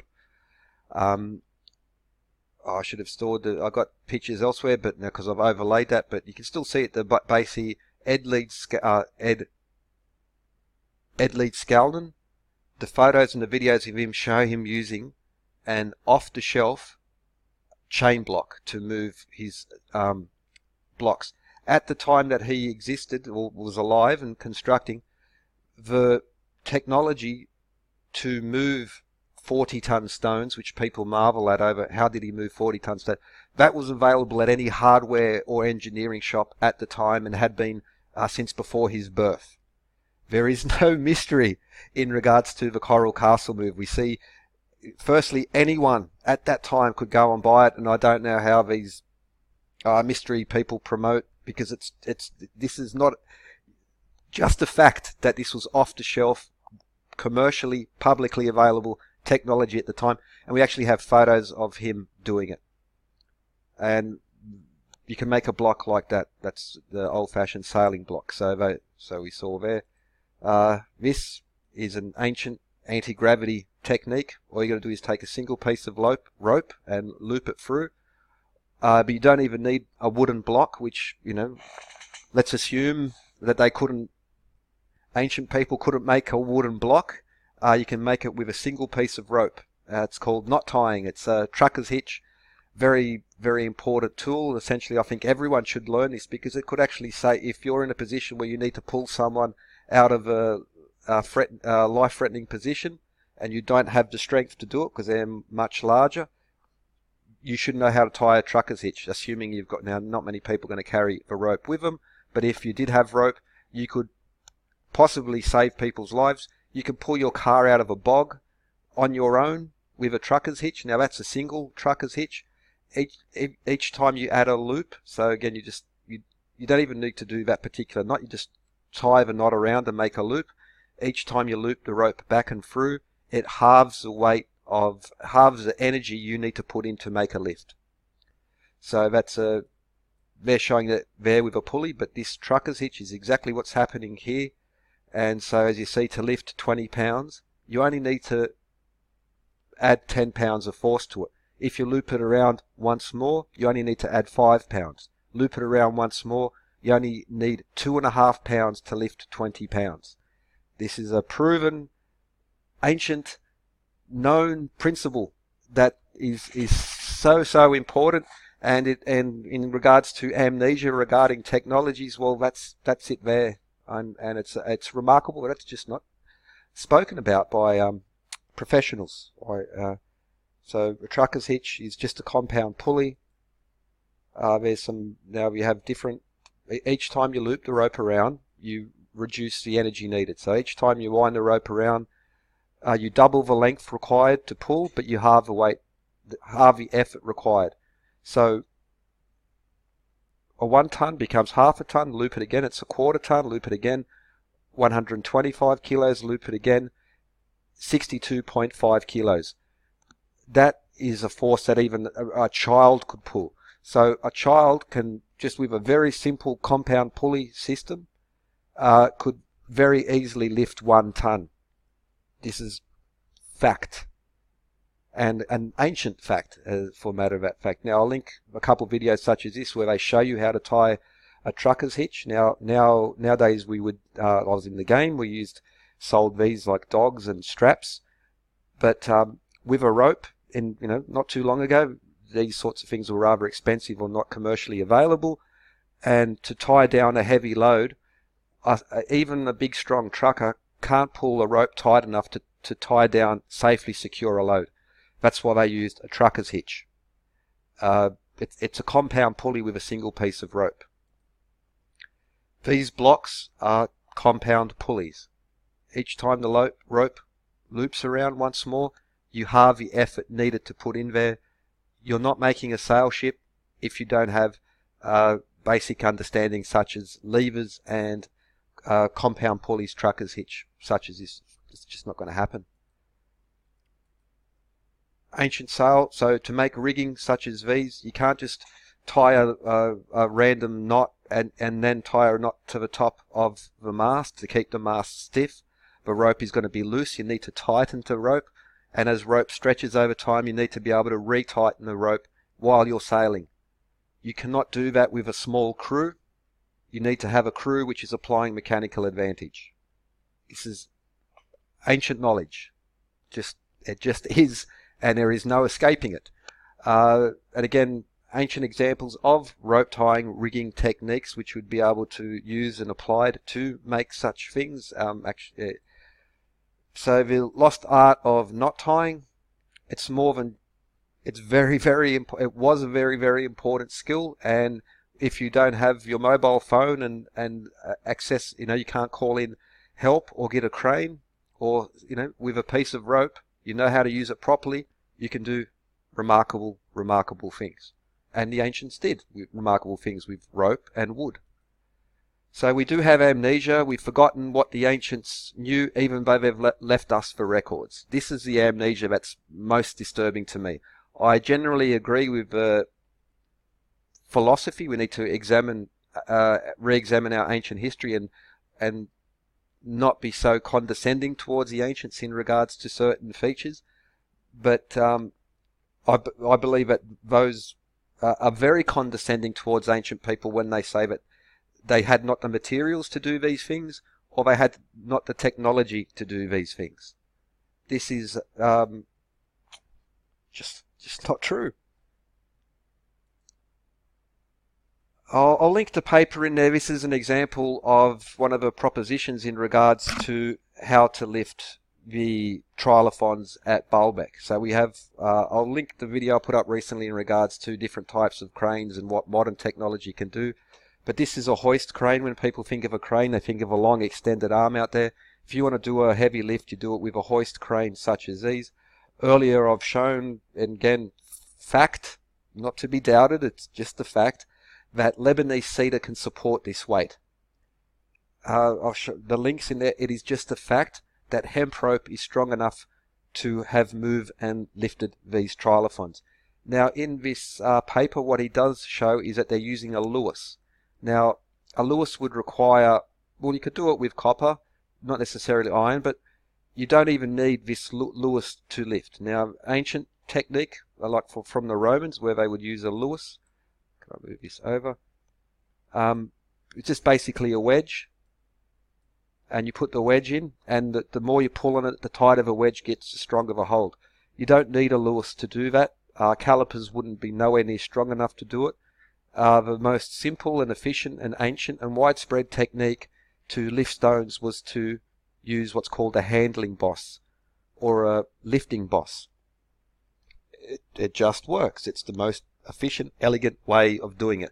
There are all sorts of rather wild explanations for these, and those people tend to be very dismissive of the use of these as lifting bosses and handling bosses.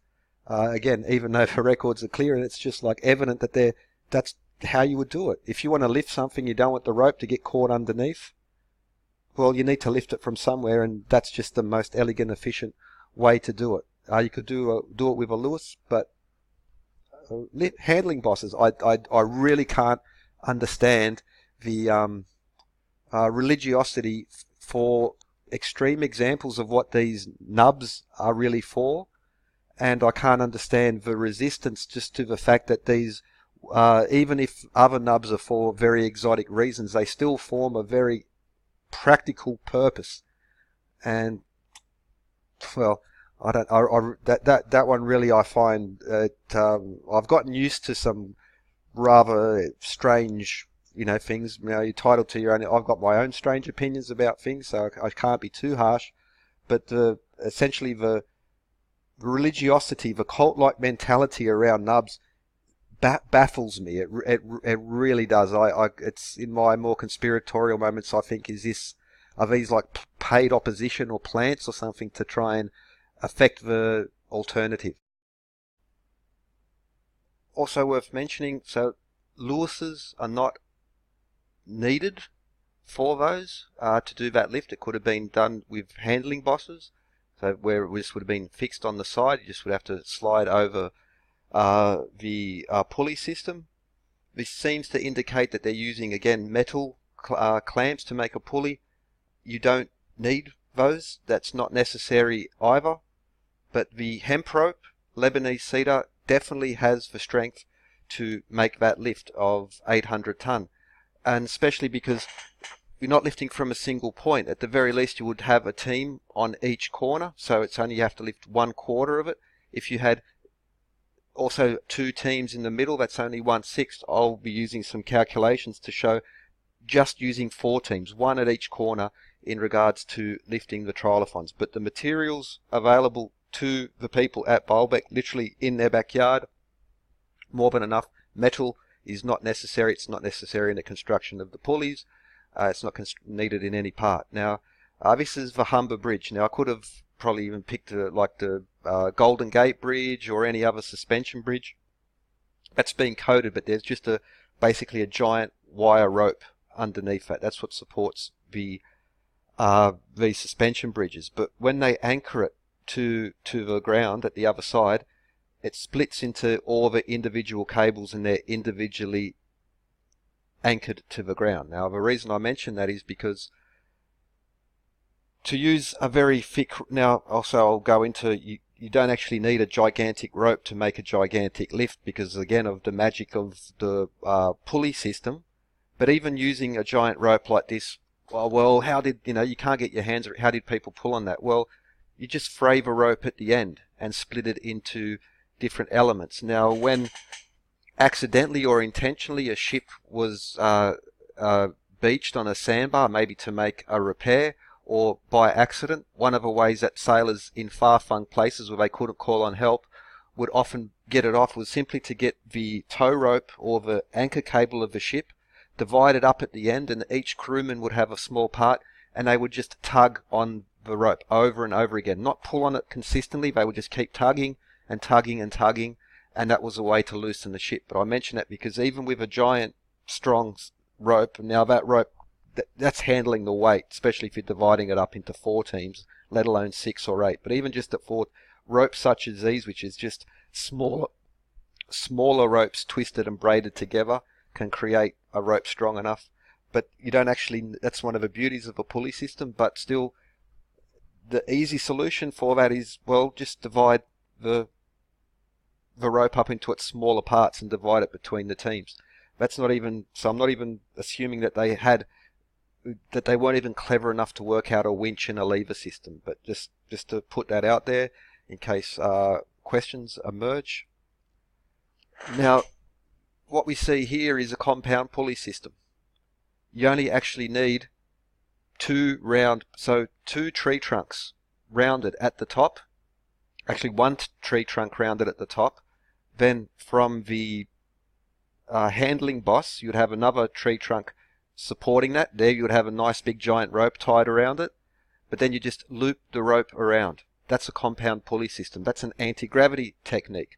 So now, instead of dowels held by hands, imagine Lebanese cedar trunks, or lower, big, thick, nice, chunky branches which can hold the weight. You loop the rope. So, for instance, here we have 1, 2, 3. Yeah, we have 4. Maybe I'm counting it wrong. But a 4-fold technique. So, to lift 200 tons, the first loop cuts the energy required in half, doubles the length of rope needed to pull. But because it's such a short distance, you actually need to lift it or move it. So, the doubling of the length of rope is simply not an issue. But if you have a 4-fold pulley system, just looping it around 4 times, 4 times.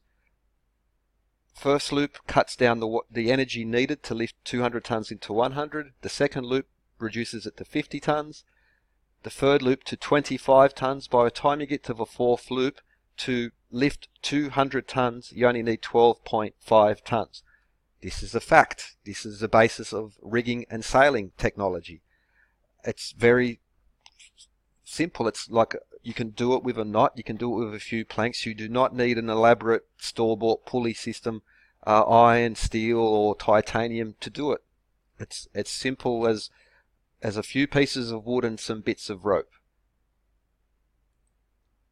So, not including the advantage. So, let's assume that they couldn't work out how to make a winch and a pulley and a lever system. Let's assume that these ancient people were really silly and backwards for whatever reason.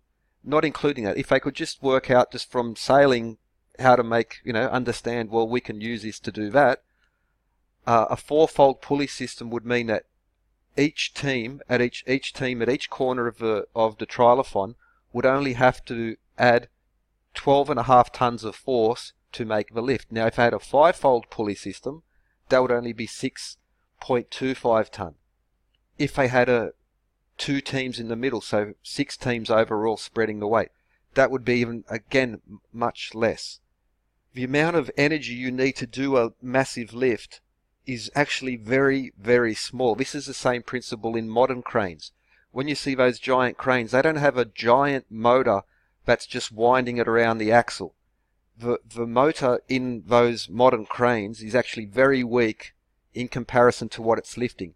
All cranes rely on essentially this pulley system, as well as they use a gearing system, so just like the gears on your bike.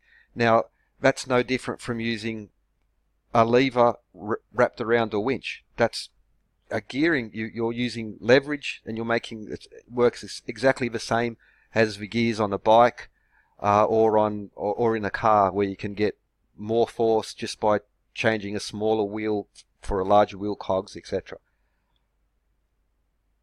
It is more than possible. So with existing materials, with the necessary technology for sailing at the time, so I'm only assuming that the Trilithons were put up after people had come to some sort of basic mastery of basic seamanship. All the elements are there, the materials and the technologies are there. These are also evidence, for instance, in Egypt as well, both in paintings but also in actual artifacts, which are made out of hemp and Lebanese cedar, coincidentally. I must repeat, these are proven, repeatable, testable, scientific principles based on ancient technology. Up until the steam engine and modern synthetics, it was still the essence of everything that was done. The cedar has been tested, hemp has been tested. There is no way around this. No one can definitively say this was how it's done. I don't have a time machine. There is, unless some hidden library of records emerges that says this is how it was done at Baalbek, no one can 100% confidently say this is how it was done. But what cannot be reasonably disputed is that it was impossible with ancient available materials and ancient available techniques. This cannot be disputed by a reasonable, serious person with even the slightest interest. Now, I'll put the links, but you can use these key terms, and whether it's the strength of cedar, hemp rope, sailing techniques and lifting techniques, which again are ancient. This is simply beyond dispute. To say that these things are impossible, to say that the materials did not exist, were not available at the time, to say the techniques did not exist or not available at the time, is wrong. Very, very wrong. It's they did exist. That's just a fact, and that's a fact that actually those who say it's impossible rely on a global trade, sailing, seafaring people. That's part of the essence of that whole narrative. So you cannot extract yourself from that. You've actually admitted to it. And so either you're demonstrating an inability, that you don't understand how sailing works, and you don't understand the basics of mechanical advantage. And for Mr. H, I know that you do. I know, because he mentions it in his lectures. When he does mention mechanical advantage, he does it in a very slick way to laugh at it, to say, ah, ha, ha, ha, and then introduces and his volume and his intonation, and he all of a sudden becomes very friendly, and then introduces such ideas as levitation, etc. But consistently dismisses the idea of mechanical advantage when it is proven and there's evidence of it. This I find very troubling. It would suggest not just ignorance of the issue, but a deliberate attempt to diminish it, to suppress history. And that's the key point. There seems to be, okay, it's hard to say if it's deliberate, but there definitely is a untold part of our history by people promoting whose whole narrative is based on untold, undiscovered history. And correct me if I'm wrong, please show me where they introduce these concepts and these materials. They're not short on saying it can't be done. They're not short on saying it's impossible. They're not short on insisting it has to have been done with some lost ancient high technology. But this is missing from there. The silence is deafening in regards to these. So if you introduce leverage, a simple winch with a lever, which is like, if poor old caveman is walking around with a stick, I'm sure at some point he would have stumbled upon the concept that if I jam my spear in, I can get leverage with it. So if you add leverage to it, each team would really only need to add 5 tons of force to lift their 200-ton portion of the stone. That can be achieved with a very, very small group of men. A few cattle, oxen, could pull that amount of force. If I'm wrong, don't just tell me, oh, you're wrong, you're wrong. I've given you the evidence, and I've given you the trail which you can go to find and double check what I'm saying. Please, please, please, I implore you, double check what I am saying. It's actually quite easy to lift these things. It's a gargantuan task. It takes a lot of logistics and organizing and planning, but the actual lift itself does not require a gargantuan, tremendous amount of force to do. It takes a little bit of brain power. Again, a little bit of brain power, existing technology and materials of the time, and actually a surprising amount of force to achieve these. This concept, these principles, proven scientific, the rules of physics are just clear and undisputable in regards to this fact. This is truth. Is this exactly how it was done? I cannot say. I repeat that. I cannot say that this is how it was done. But I can, with not a moment's hesitation, say that those who say it's impossible are entirely wrong. Not just a little bit wrong, entirely wrong. Now, also worth noting in regards to the beauty of this compound pulley system, which should just be essential knowledge for everyone, I think is one of the most beautiful, important things that was ever discovered. And like I said, it could get you out of a sticky situation, or could possibly even save someone's life, and really it should be front and center. But the question is the rope, because it's counterintuitive. So until you have used one and experienced the magical anti-gravity properties of a compound pulley, you're not going to really harness that. So that's why I'm going to put links in the description in regards to compound pulleys. And it really, I must insist that you learn and find out about these things, because it doesn't just apply to answering a lot of ancient technology questions. It is really a very, very important thing to know. It's like basic first aid. But in regards to that, another one of the counterintuitive magical sort of things in regards to that is if we go back to this really thick rope. Now, they're using a winch and levers. They only really, again, with a 4-fold pulley, you only need 12.5 ton on each team, so a giant rope that's split into smaller pieces could easily be managed. 12.5 ton with a couple of oxen, or not even a very large team of men. The minimum that a healthy man would be able to exert in force would be, more than 250 kilograms, more than that if they're active, but very small team would be required at each corner. But this rope, now the rope itself is a wonderful thing, because the rope that you're pulling on, now you would need from the lifting boss to you'd make a primitive shackle with a thick rope, split it up, tied around a nice thick piece of Lebanese cedar, and then you would wrap the rope around the top here. Now I should have illustrated that a little bit more. You have to imagine there on the side is the lifting boss. You have a nice thick piece of rope around there, forming a U shape. Across the top you have the shorter the better, a narrow bar of Lebanese cedar. You can split this very thick rope up into small pieces and tie it around that. So you don't need to tie this big clunky knot with a big fat piece of rope. You can do it with a fat rope, split it up. This is, again, common, it's very logical to get there, and was you would have to assume that the people were incredibly stupid not to be able to have worked that out.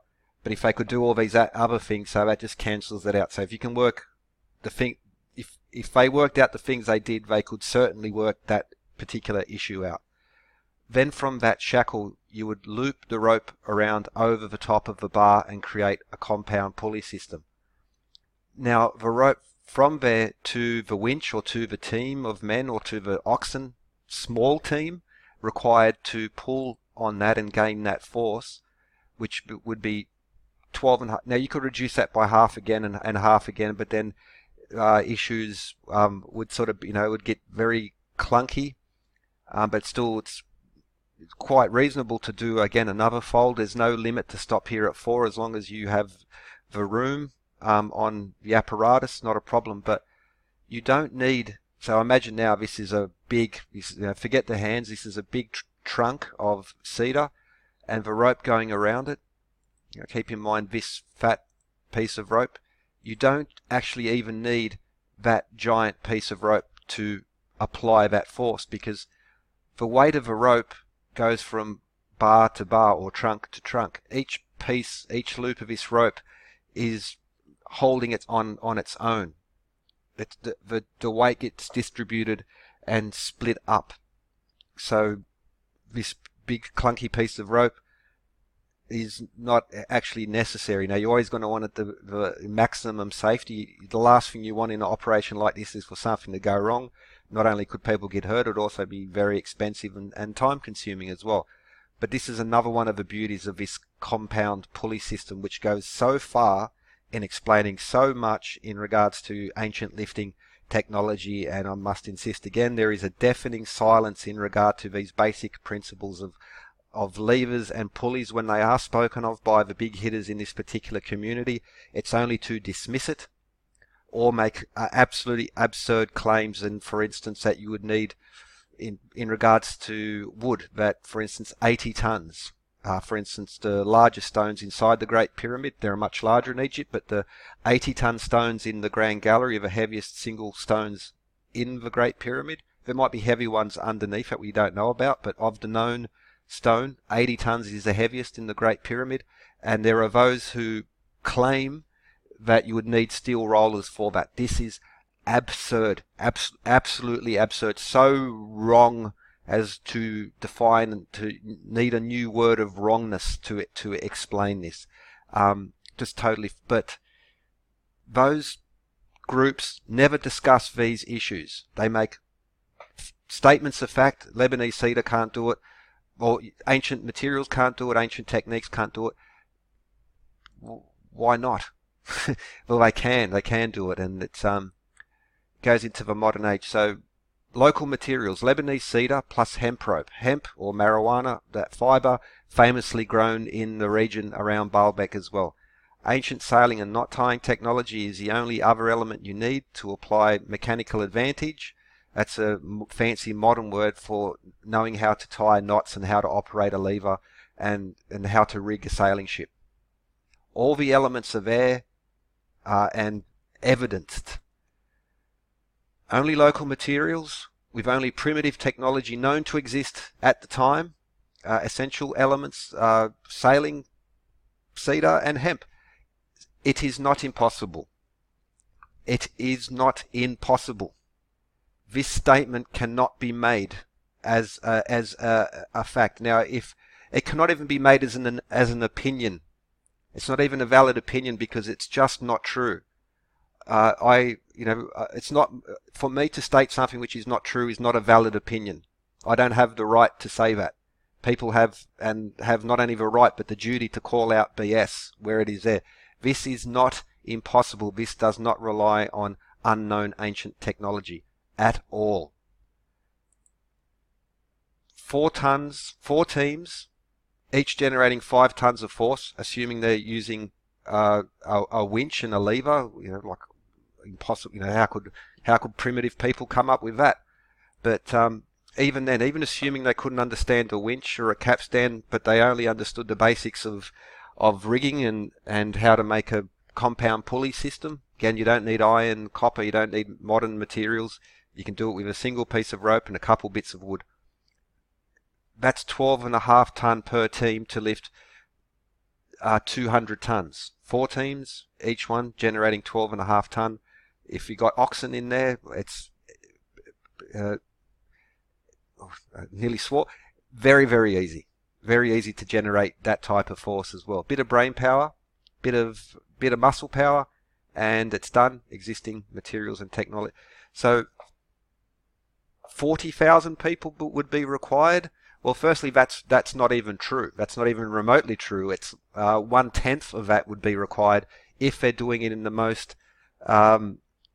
dunderheaded, simplistic way. They're just pulling on ropes. It would only take it would take 4,000 of me, not 4,000 big, strong warrior, farmer, loggers, stone workers. People who were spent their whole lives doing physical labor. It would take less than 4,000. It would take a couple of football teams of Russian grandmas on each corner is what it would actually take. So 8 football teams of Russian grandmas would be more than enough to generate the force necessary using primitive technology. Or you can assume that they were stupid cavemen who didn't understand the materials and tools they worked with every day, in which case this repeated, the orthodox mainstream view makes people look like they were stupid in the past. No, actually the saying it was impossible and that you can't do it with primitive and simple materials that were known to exist at the time, you are the one who are painting the ancients as ignorant. That's except that's not my problem to deal with. That's your problem to deal with. And if you want to accuse others, it's a two-way street when it comes to these things. So it's very common to accuse suppression of information, suppression of history, secret hidden agendas, condescension towards the ancients. Well, that can be thrown straight back at the people who are the most prominent promoting this. They seem to be suppressing history. They seem to be minimizing what ancient people can do. And what more can I say? Just show me where they bring these points up. They know about these. They know about the rope and the solar boat, and they know about sailing, and they know about mechanical advantage, and there is a deafening silence to that. They know about Vitruvius, they know about Heron, they know about these things. Deafening silence, except to say it can't be done. These are statements of untruth, which have been not only repeated in the past, and maybe they should have learned from them, but they still, to this very month, they're repeating it and saying these same things again. This I call dishonest. They know better, and yet they say it because Money talks, mate. Money talks, mate. Their reputation has been so embedded in this that their credibility and their business model would be utterly destroyed if they were to actually have an interest in the truth. I can see no other explanation for it, because at some point, yeah, if they've been at it for decades, they've been at it for years, how can they not know? There is no reasonable to say they not know. And given the fact that these things have been presented to them in their forums, etc., and been challenged by that, no explanation otherwise than the deliberate suppression and diminishing of ancient peoples. I can't think of any. So it's not aliens. Maybe it was. Maybe I can't say it wasn't aliens, but what I can say is that it's not impossible using the known materials of the time and the known techniques, technology of the time. I can't say it was this lost civilization with lost advanced magical 0-point technology and energy. I can't say that it wasn't. But I can say definitively that to say it was impossible and therefore it had to be lost high advanced technology, that is untrue. That is not a statement of truth to say it had to be used with them. Maybe it was. I can't prove a negative, but without a doubt, without a shadow of a doubt, the technology of the time, ancient technology, it could be done. So what can be presented without evidence can be dismissed without evidence. Claims that can be proven to be wrong are wrong. The Trilithons could not be moved with primitive techniques. This is false. The Trilithons could not be moved with ancient materials. This is false. The red cedar rollers would not collapse. Hemp rope fiber can support and those forces and those weights. The Trilithons could not be moved with modern technology. I'll link that. I posted that video a couple of days ago. That's like absurdly false. That's like ridiculously false. The Trilithons would need 40,000 men to move them. Utterly, utterly false. Again, embarrassingly wrong. The Trilithons were moved uphill. That's the only one which isn't that. So possibly, technically true, but it's just as likely that the Trilithons, where the quarry is, came from level ground or even uphill, in that the stones came downhill to the site. Though if they come from the lowest part of the quarry, the uphill, pardon, I'm missing a L there, the uphill angle is so shallow. It is at maximum 1.2 degrees, maximum, more likely about 0.77 degrees. So that would, by that definition of uphill, soccer fields would be uphill, crossing the street would be defined as uphill as well. So, if not false that the Trilithons were moved uphill, it is very, very misleading, and that it's emphasized and repeated and put up there, that is very misleading. If it is uphill, it's so slight uphill that you could call the Salt Flats or the Nullarbor Plain here in Australia. You could say that that's uphill, and that's basically as flat is by definition. It would take rather sophisticated equipment to calculate the angle of that uphill. Not really true. There you go. That's it. Not impossible. Now, one more of these absurd claims that is made in regards to Baalbek, and again, not by a couple on the fringe, I mean by the heavy hitters in regards to this, is especially in regards, again, I mentioned earlier, there is this, I could only say either a pathology or a deliberate attempt to diminish Roman technology. I'm not claiming that the Romans built the Trilithons.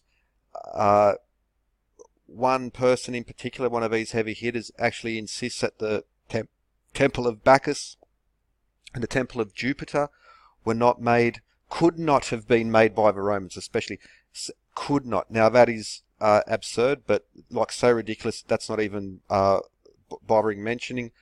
Most of the people, even on this way out thing, just it's simply acknowledged the fact that the Romans built those temples. The argument is, did the Romans build these? the Trilithon, there is no evidence to say that they did. However, even in prior to the Roman era, there are lots and lots of letters written, for instance, during the time of the Sea People's invasion. People along the coast there, just before the Sea People invasion, were writing letters back and forth to their family members, business contracts, personal letters. I heard you build a new garden. I heard you build a new wall around your city. These Trilithons were never mentioned in the past either, but there is no Roman record to say that they were built. There is no exactly who, exactly when, cannot be demonstrated. However, everyone essentially on this it's impossible to build also make a certain statement that the Romans could not have cut these stones because of their size. Also, presumably, any other civilization. I don't know why the Romans would stand out, why the Romans couldn't cut a block this large. Now, again, one particular heavy hitter in this thing says even like the Romans couldn't even work granite for some remarkable reason. I really can't understand.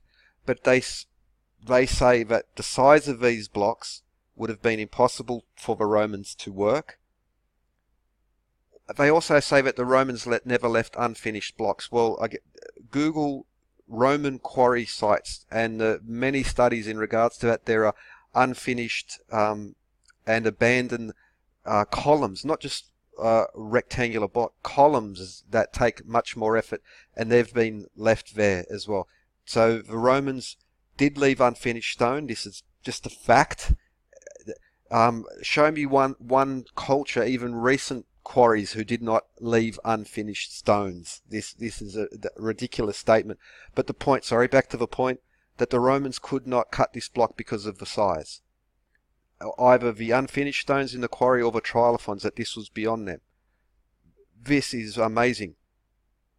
With a plumb line and a string line, the problem is solved. If I can cut a block 3 foot by 2 foot by 1 foot, why can't I do one that's 4 foot by 2 foot by 1 foot? Why can't I not do one that's 6 foot? Why not 7 foot? Where is this cutoff that they could not do that? The Romans and other people could survey over much greater distances than that, and so doing 60 feet or 80 feet or even 100-foot block, there is no reasonable explanation. It is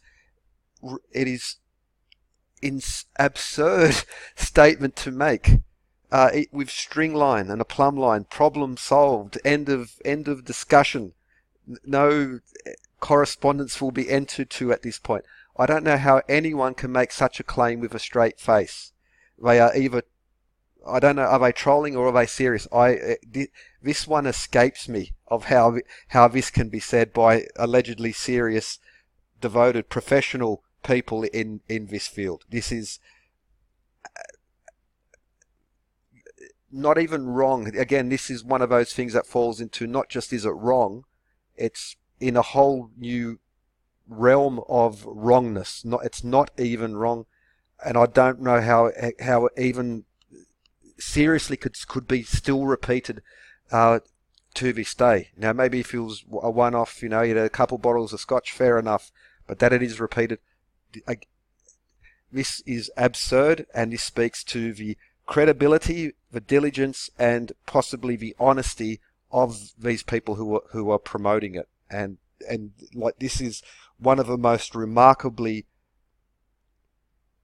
unbelievably ridiculous statements that probably have been made in the last couple 100 years, and that's saying something as well. So these, no, again, absolutely false. So the great Baalbek deception. This is part 2. As I said at the beginning, I'm writing this up and I was gonna originally do it in a scripted form. I'm gonna write all this up and post it as a blog and make it available as a PDF. Again, with all those links listing those sources as well. It is extraordinary, the basis for these claims. It is demonstrably false. The foundations, this argument of the impossible to build Baalbek, therefore has to be lost high ancient technology, is a stone castle built on a foundation of sand. It does not stand up to even minor examination. It is not true.